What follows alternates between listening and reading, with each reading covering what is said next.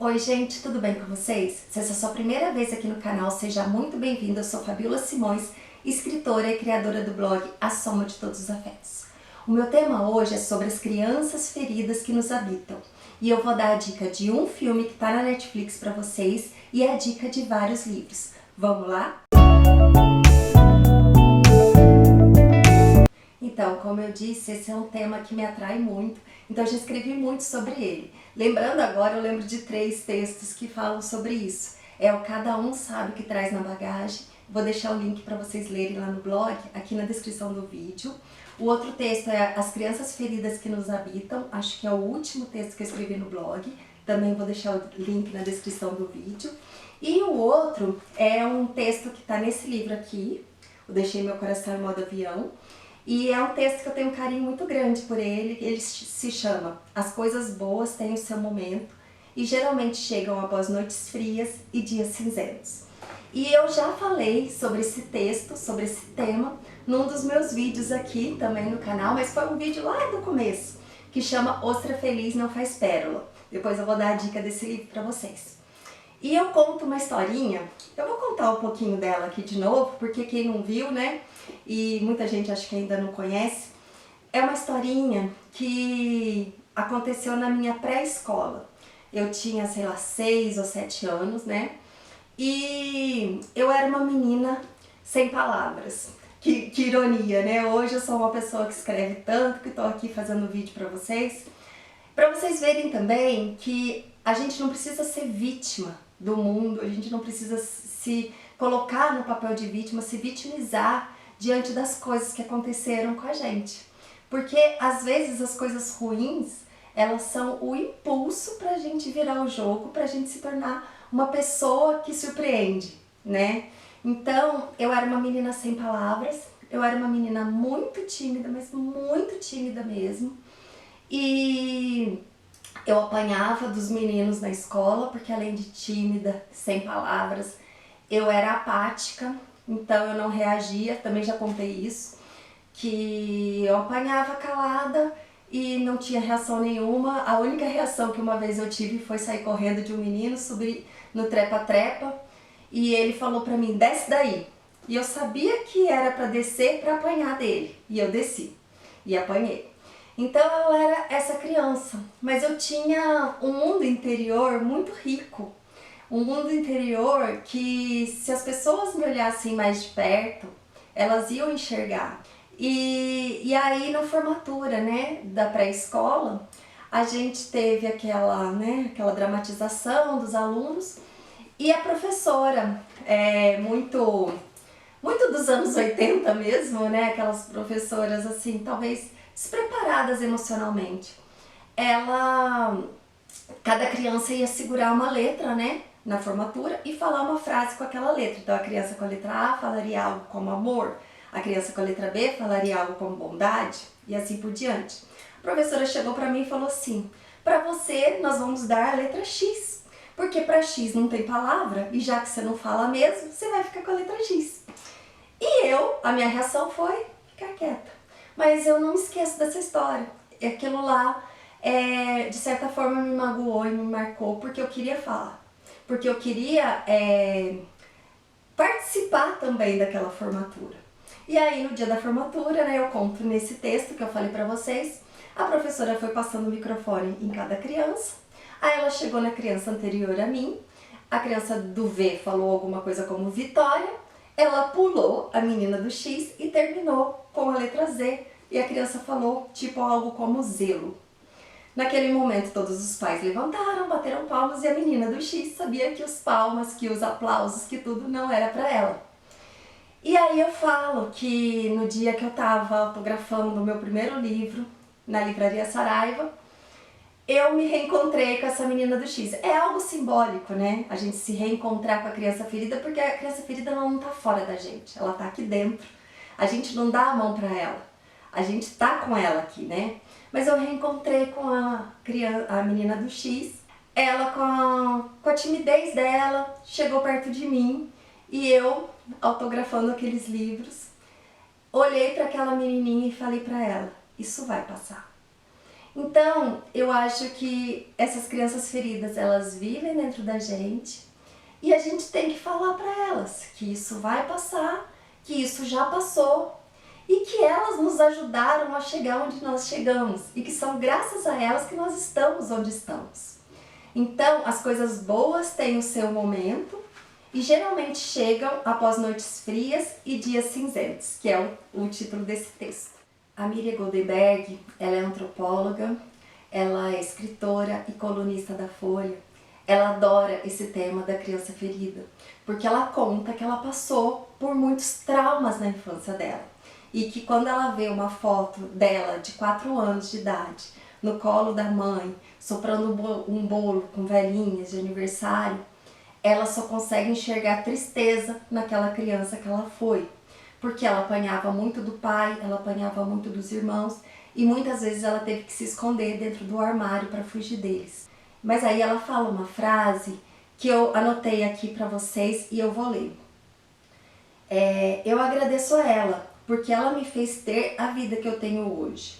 O conselho que a gente ouve é: segue em frente, você já cresceu. Quase como que se a gente tivesse que matar essa menina para evoluir.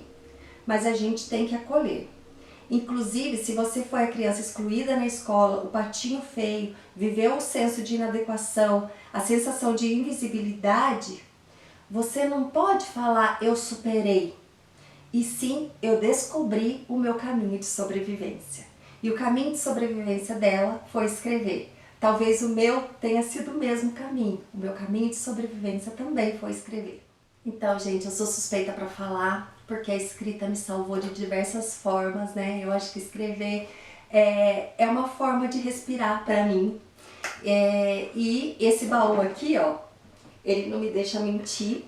Esse baú, ele tá cheio de diários que eu escrevo desde os meus 8 anos. É lógico que eu não tenho o diário dos 8 anos, mas eu tenho o diário a partir dos 12 anos, né? Vou mostrar aqui pra vocês, peraí. Então, assim, ó, esse é o primeiro diário que eu tenho guardado nesse baú. Ele já tá todo aos pedaços, mas hoje começo a lhe contar sobre minha vida. E aí tenho 12 anos e 1 mês. Tá escrito até de lápis aqui. Ai, eu fico até emocionada de ver. E aí, aqui eu conseguia colocar as minhas fragilidades, as minhas vulnerabilidades, as minhas emoções. Então esse aqui é um dos primeiros diários que eu tenho guardado, uma letrinha bem de criança, contando tintim por tintim todas as angústias que eu vivia naquela época. Aí depois vieram, né, as agendas. Quem viveu a mesma época que eu sabe como que era isso, a gente colava um monte de coisa. Eu nunca mostrei isso aqui, mas é assim que nasceu a Fabíola Escritora, talvez, né? Colocando a vida e as angústias no papel. Ó, vai caindo coisa.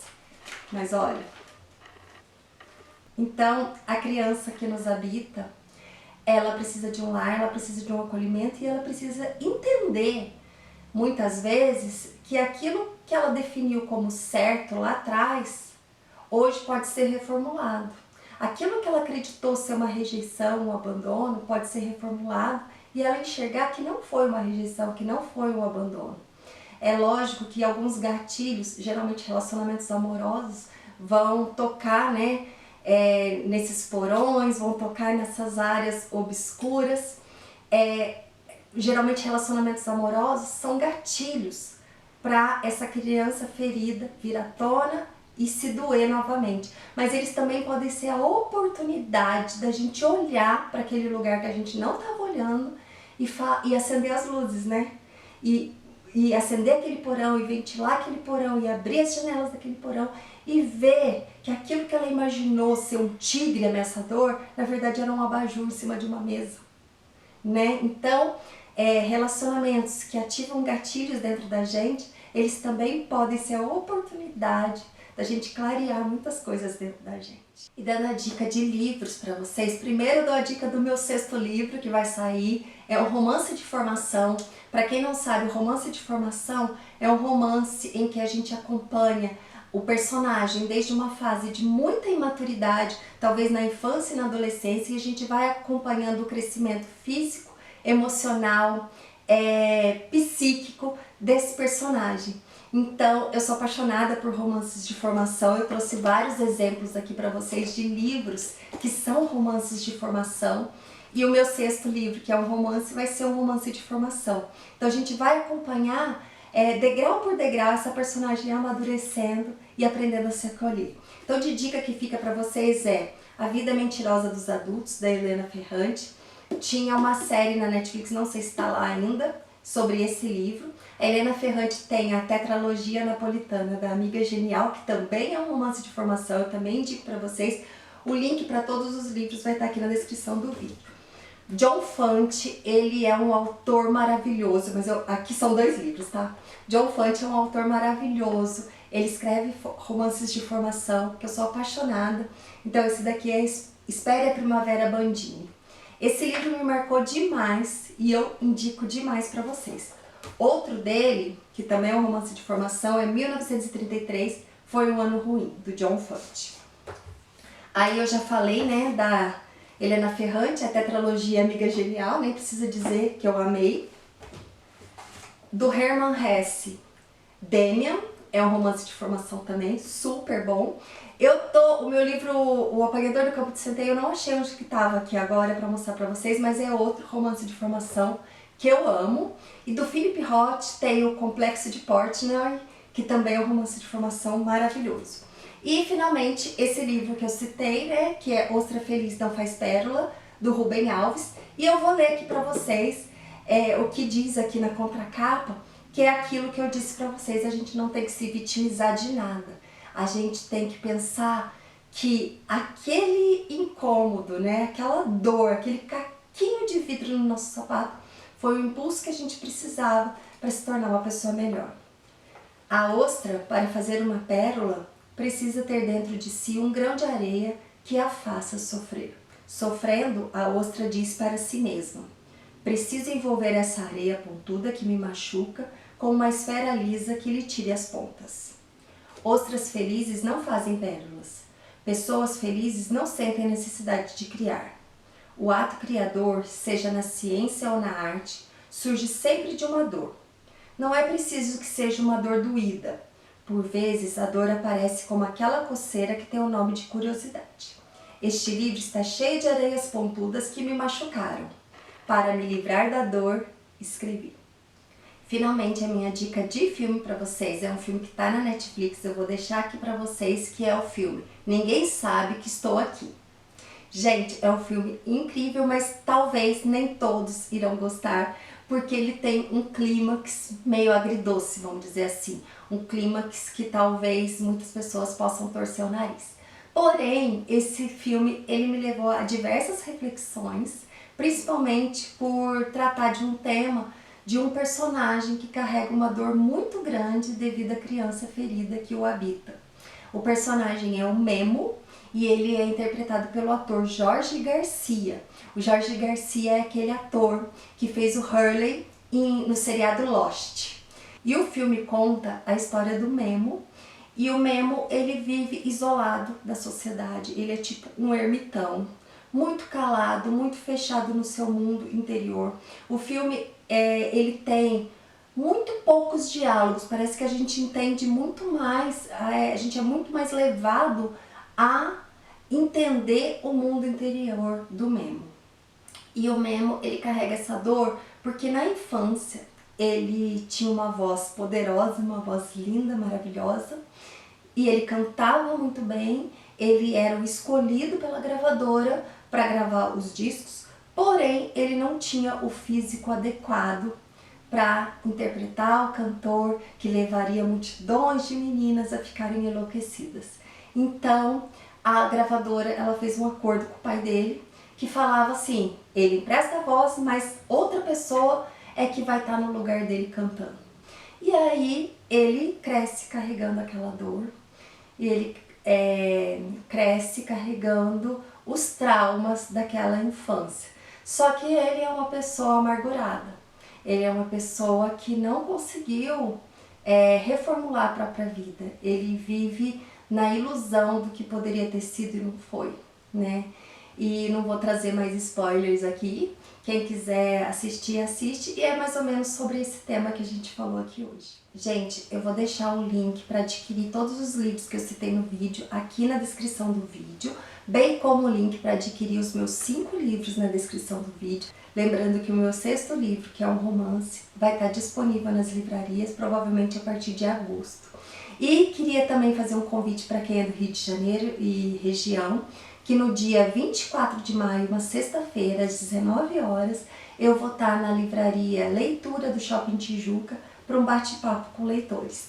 E aí, quem for de lá ou quem tiver amigos por lá, avise para estarem todos lá. Gente, eu espero que vocês tenham gostado, se inscrevam no canal, deem um joinha e compartilhem com seus amigos.